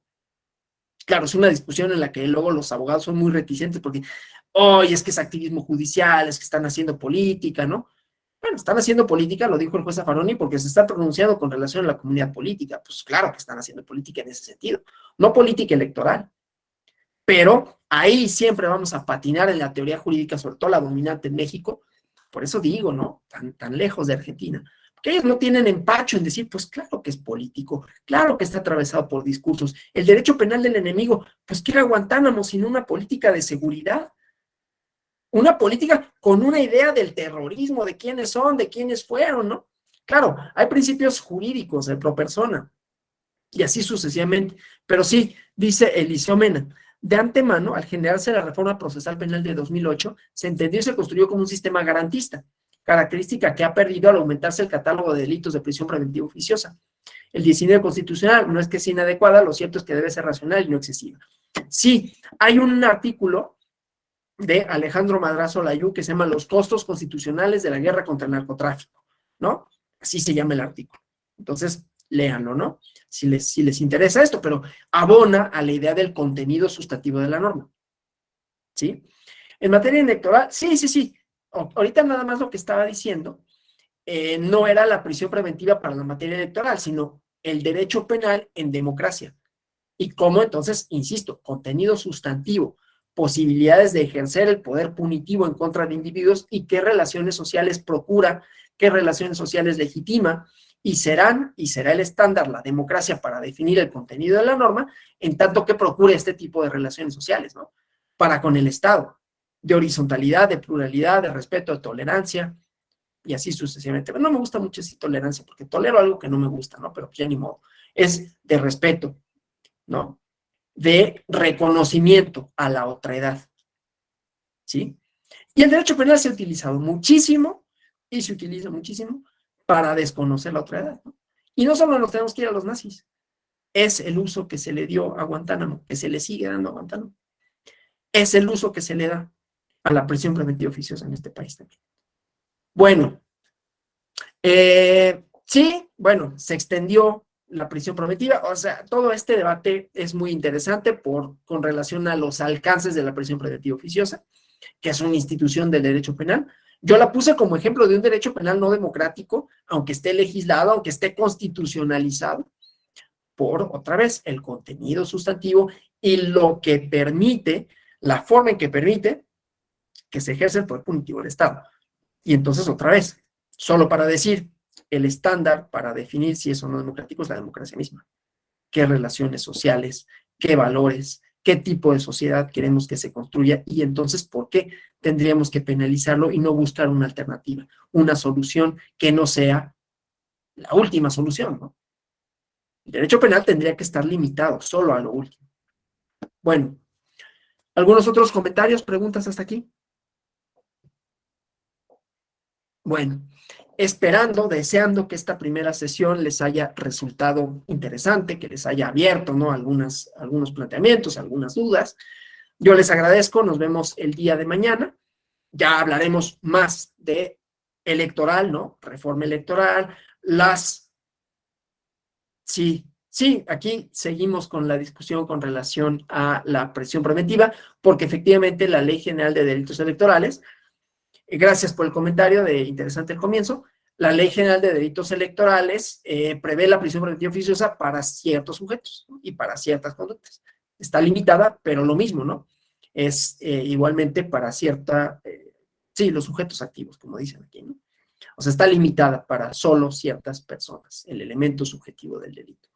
Bueno, pues muchas gracias, que pasen buenas noches, que tengan una feliz noche de lunes, que ya terminó. Eso siempre es lo mejor de los lunes, ¿no? Cuando terminan.